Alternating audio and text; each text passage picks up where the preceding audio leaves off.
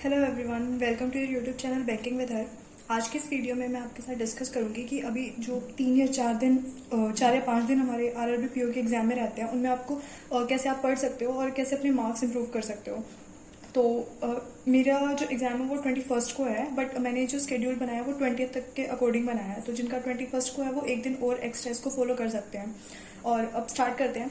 सबसे पहले आपको मोक देने से पहले आपको 1.5 से 2 घंटे ये सारी चीजें करनी है। आपको करने हैं 10 प्री की पजल, और एक पजल में ना, प्री की पजल में अप्रॉक्स आपको 3 मिनट लगने चाहिए, उससे ज्यादा नहीं। तो 2 से 3 मिनट एक पजल का लगाओ तो ये 10 पजल ना आराम से 30 मिनट में हो सकती है। मैक्सिमम आपको 40 मिनट लगानी है, उससे ज्यादा टाइम इनको नहीं देना। और आप जब ये पजल करने बैठोगे तो आपको टाइमर के साथ ही ये पजल करनी है। और इन सारे जो ये टॉपिक्स है ना, इनका सोर्स मैं आपको वीडियो के एंड में बताऊंगी, ये सब डिस्कस करने के बाद, कि कहाँ से आप इनको पढ़ सकते हो। और सेकेंड है, आपको प्रीलिम्स की डीआई करनी है, और एक डीआई में अप्रॉक्स 3 मिनट लगने चाहिए आपको। तो ये 5 डीआई आपकी 15 मिनट में कंप्लीट हो जाएंगी। और ये सब करने के बाद आपको करनी है इंग्लिश की रीडिंग। अब बहुत सारे स्टूडेंट के ना मन में ये बात आएगी कि इंग्लिश तो आएगी नहीं आरआरबी के एग्जाम में, इंग्लिश क्यों पढ़े, स्किप कर देते हैं इसको, 30 मिनट बच जाएंगी। बट इन 30 मिनट्स का बेनिफिट आपको रीजनिंग में भी मिलेगा और डीआई में भी मिलेगा। क्योंकि आपने देखा होगा आरआरबी क्लर्क के एग्जाम में भी ना कुछ अर्थमेटिक के क्वेश्चन और कुछ डीआई के क्वेश्चन थोड़े लेंदी थे उनकी स्टेटमेंट। और जिनकी रीडिंग अच्छी नहीं होगी ना, उनको वो क्वेश्चन पढ़ने में पक्का प्रॉब्लम आई होगी। और रीडिंग अच्छी होने का मतलब है कि आपने एक बार में एक लाइन पढ़ी स्टार्टिंग से लेके फुल स्टॉप तक, और साथ में आपको वो डाटा याद भी रहा अपने माइंड में। ऐसे नहीं है कि फटाफट आपने पढ़ तो लिया उस लाइन को, बट डाटा याद नहीं है, अब वो लाइन 2-3 बार पढ़ रहे हो आप बार बार, तो वहां वो टाइम वेस्ट होता है। वहां टाइम बचाना है आपको। और उस चीज का ना सिर्फ एक सोल्यूशन होता है कि आपकी रीडिंग अच्छी हो। और जिस चीज का फोबिया है उसको निकालने के लिए आपको वो चीज करनी पड़ेगी, और कोई मेथड नहीं है। तो इंग्लिश की रीडिंग करनी है आपको। और अगर न्यूज़पेपर आता है आपके घर पे तो आप वहां से कर सकते हो, या फिर बहुत सारी पीडीएफ मिल जाती है। न्यूज़पेपर की बहुत जो है वो पीडीएफ गूगल पे भी होती है और टेलीग्राम पे भी होती है, तो आप वहां से वो पढ़ सकते हो। बट 30 मिनट्स आपको रीडिंग करनी है। यहाँ पे कोई रूल्स वगैरह कुछ नहीं पढ़ने इंग्लिश के, नॉर्मल रीडिंग करनी है। इसके बाद ये 1.5 या 2 घंटे ये करने के बाद आपको प्रीलिम्स का मॉक देना है। इनसे पहले आपको मॉक नहीं देना, ठीक है। यहाँ पे क्या होगा, आपकी थोड़ी प्रैक्टिस हो जाएगी, थोड़ा एक कॉन्फिडेंस बूस्ट हो जाएगा कि हाँ कुछ पढ़ लिया, कुछ आता है। फिर आपको देना है प्रीलिम्स का मॉक। प्रीलिम्स के मॉक देने के बाद आपको उसका एनालिसिस करना है। और एनालिसिस कैसे करना है, आपको सबसे पहले देखने हैं जो क्वेश्चन आपने स्किप किए थे, ठीक है। आपको वो टॉपिक्स देखने हैं कि कौन से क्वेश्चन थे वो आपने स्किप किए हैं। और एक चीज और देखनी है कि स्किप करने का रीजन क्या था। मतलब एक तो होता है कि यार हमने क्वेश्चन पढ़ लिया था बट हमें वो आता नहीं था इसलिए हमने छोड़ा। एक होता है कि इतना टाइम ही नहीं बचा कि क्वेश्चन ही पढ़ पाते, मे भी वो क्वेश्चन बहुत ईजी था और हमें आता था, ठीक है।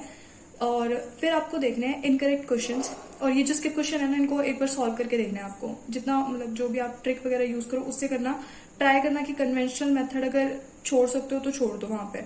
और उसके बाद आपको देखना है जो क्वेश्चन आपने गलत किए थे, गलत क्वेश्चन देख लिए। उसके बाद आपको देखना है जो आपने क्वेश्चन ठीक किए हैं, सारे करेक्ट क्वेश्चंस को देखना है। और टाइम देखना है कि कितना कंज्यूम हुआ है इन करेक्ट क्वेश्चन को करने में। बहुत सारे स्टूडेंट ना छोड़ देते हैं इन करेक्ट क्वेश्चंस को। जैसे कोई पजल थी और हमसे वो बन गई थी एग्जाम में, ठीक है।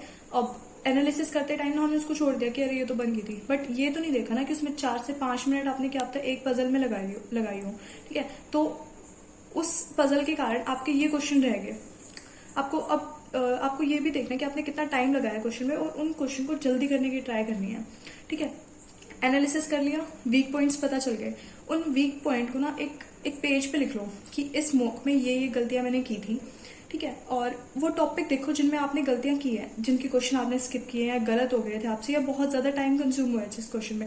और जब ये देखने लगोगे ना तो 4 से 5 टॉपिक ही ऐसे मिलने वाले हैं, उससे ज्यादा टॉपिक नहीं मिलेंगे। तो वीकनेस लिखी, उस पर्टिकुलर टॉपिक के 20 से 30 क्वेश्चन कर लो। जैसे मान लो आपने अल्फा न्यूमेरिक सीरीज थी रीजनिंग में, उसमें आपने टाइम लगाया बहुत, ठीक है। अब क्या करो, 20 से 30 अल्फा न्यूमेरिक के क्वेश्चन कर लो। या फिर सपोज एक जो पार्ट में कोई क्वेश्चन था, कोई डीआई थी एक पर्टिकुलर टाइप की, और आपने क्या किया, आपसे ना उसमें एडिशन जल्दी नहीं हुई थी, या फिर आपसे जो है डिग्री से परसेंटेज में डाटा जल्दी नहीं निकला, या आपको पाई चार्ट समझ नहीं आया कि वेन डायग्राम आपसे बनानी, कैसलेट थी समझ नहीं आया कैसे बनाना है, तो 20 से 30 क्वेश्चन उस पर्टिकुलर टाइप के कर लो। ज्यादा टाइम नहीं लगेगा, जल्दी हो जाएंगे। बट जो नेक्स्ट मॉक में या एग्जाम में ना मिस्टेक होने के चांसेस बहुत कम हो जाएंगे, ठीक है। प्रीलिम्स का मॉक दे लिया, एनालिसिस बहुत अच्छे से कर लिया, थोड़ा ब्रेक लो, ठीक है। और उस ब्रेक के बाद आपको देना है फिर से एक मॉक, और प्रीलिम्स का ही मॉक देना है, क्योंकि अभी मेंस की प्रिपरेशन नहीं करनी है अब इस वीक में, सिर्फ प्री पे फोकस होना चाहिए। एक और मॉक देना है, ट्राई करना है कि जो पिछली गलतियां की थी ना एटलीस्ट वो गलतियां रिपीट ना हो, या फिर मतलब उनका प्रोपोर्शन कम हो जाए उन मिस्टेक्स का, ठीक है। और अब बात करते हैं कि आपको सोर्सेज क्या फॉलो करने हैं। सबसे पहले पजल के लिए सोर्सेज, पजल के लिए आप टेलीग्राम चैनल ज्वाइन कर सकते हो मेरा, बैंकिंग विद हर। वहाँ पे मैंने बहुत सारी पीडीएफ शेयर की हुई है प्री और मेंस की, पजल से रिलेटेड भी और डीआई से रिलेटेड भी, तो आप वहाँ से वो जो है पजल्स कर सकते हो। या फिर मैं डेली के भी शेयर करती हूँ, और मैं खुद ये रूटीन फॉलो करूंगी, तो मैं जो भी पजल वगैरह सॉल्व करूंगी आपको वहाँ सेंड कर दूंगी।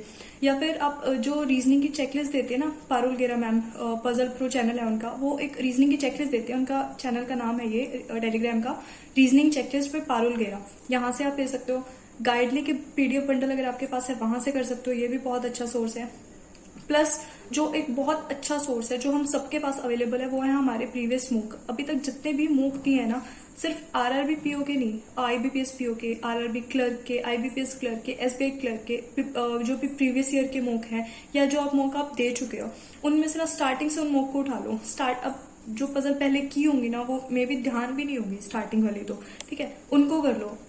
10 एक पजल डेली की कर लो, कहीं ना कहीं मूक से हो जाएगा। और अगर आपको लगता है कि नहीं इनमें से कुछ भी नहीं मिल रहा, तो गूगल तो है ही, वहां से बहुत सारी पीडीएफ मिल जाएंगी। कोई पर्टिकुलर टाइप की पीडीएफ आपको चाहिए पजल की, तो वो भी मिल जाएगी वहां से। जैसे अगर आपको सिटिंग अरेंजमेंट ही देखनी है, लाइक लीनियर ही देखनी है, या फिर सर्कुलर बेस्ड सिटिंग ही देखनी है, तो उनकी पर्टिकुलर पीडीएफ गूगल पे मिल जाएंगी। बट ट्राई करना कि वीडियो सोर्स अवॉइड करो, क्योंकि एक वीडियो में ना अगर मान लो कोई वीडियो 15-20 मिनट की भी है, तो उसमें ना वो मुश्किल से 2 पजल सॉल्व करवाते हैं, ठीक है। और वो भी यूट्यूब पे तो ऐसा नहीं होता कि बहुत ज्यादा हाई लेवल की पजल आपको मिल जाएगी कहीं पे। तो बेटर है कि पीडीएफ सोर्स को फॉलो करो, कम टाइम में ज्यादा बढ़ा जाएगा। क्वांट के लिए आप मेरा टेलीग्राम चैनल ज्वाइन कर सकते हो। मैंने बताया आपको कि वहां पे मैंने डीआई वगैरह बहुत भेजी हुई है, सेंड की हुई है पीडीएफ उनकी। और दूसरा जो है स्टडीफाइड कंटेंट एंड अपडेट चैनल, ये आशीष अरोड़ा सर का चैनल है। यहाँ पे वो क्वांट की चेकलिस्ट देते हैं, और इसमें सिंप्लीफिकेशन के, अर्थमेटिक के और डीआई के बहुत सारे क्वेश्चन होते हैं, और बहुत सारी वो ऑलरेडी प्रोवाइड कर चुके हैं चेकलिस्ट। तो अगर आपने पिछली भी कंप्लीट नहीं किया, इवन चाहे कंप्लीट कर भी लियो, तो बहुत स्टार्टिंग की जो है ना वो उठा लो, और क्योंकि याद नहीं होगा उनका डाटा अभी तक, तो आप दोबारा उनको सॉल्व कर सकते हो। एक है गाइडली की पीडीएफ, आप सॉल्व कर सकते हो, और प्रीवियस जो मॉक आपने दिए हैं वो सेम इनके देना है। और इसमें भी अवॉइड करना किसी वीडियो सोर्स को फॉलो करना, ठीक है। अब आपके वीक टॉपिक्स, ये वीक टॉपिक ना सबके अलग होंगे, मतलब मोस्टली स्टूडेंट के हो सकता है कि कॉमन हो जाए, बट ज़रूरी नहीं है। तो आपको क्या करना है, आपका जो भी वीक टॉपिक आपने लिखा है ना पीछे एनालिसिस करने के बाद, उस पर्टिकुलर टॉपिक की गूगल पे पीडीएफ सर्च कर लो, ठीक है। बहुत सारी पीडीएफ मिल जाएगी प्री की, मेंस की, बट इस टाइम पे आपको सिर्फ प्री की देखनी है। और या फिर आप सेक्शनल टेस्ट दे सकते हो, और सेक्शनल टेस्ट भी बहुत अच्छा सोर्स है, मतलब। और जब भी आप प्रैक्टिस करो ना, तो एक बार देखो कि आपको उसका बेसिक आता है इस टॉपिक का। अगर आपको बेसिक आता है तो प्रैक्टिस के लिए टाइमर के साथ प्रैक्टिस करना। जब भी जो भी आप पजल वगैरह सॉल्व करोगे, या फिर जो भी आप डीआई सॉल्व करोगे, इन सबको टाइमर के साथ सॉल्व करने की ट्राई करनी है। और इसके अलावा एक चीज़ और आपको करनी है, अगर आपके पास टाइम बचता है तो ट्राई करो कि डेली के करंट अफेयर्स कर सको। मतलब डेली का सिर्फ 30 मिनट्स दे दो डेली के, और ज़्यादा नहीं करना, ठीक है। रिवीजन कुछ नहीं करनी फिलहाल, सिर्फ डेली का पढ़ना है। और इसके अलावा आपको अगर आपके पास और टाइम बचता है तो एक मॉक और दे सकते हो दिन में, मतलब 3 मॉक दे लो अभी, तो वो सफिशिएंट है आरआरबी पीओ के लिए। आई होप ये वीडियो आपके लिए हेल्पफुल रहा होगा, और मैं खुद भी इस टाइम टेबल को फॉलो करूंगी, तो मैंने आज ही टाइम टेबल बनाया, सोचा मैंने आपके साथ शेयर करूं। और अगर इसके बाद आपकी कोई क्वेरीज हैं एग्जाम से रिलेटेड, या फिर कोई भी प्रैक्टिस से रिलेटेड, मॉक से रिलेटेड, तो आप वो कमेंट सेक्शन में लिख सकते हो, या फिर आप मेरा टेलीग्राम चैनल ज्वाइन कर सकते हो, banking with her. And if you like the video please share and subscribe the channel. Thanks for watching.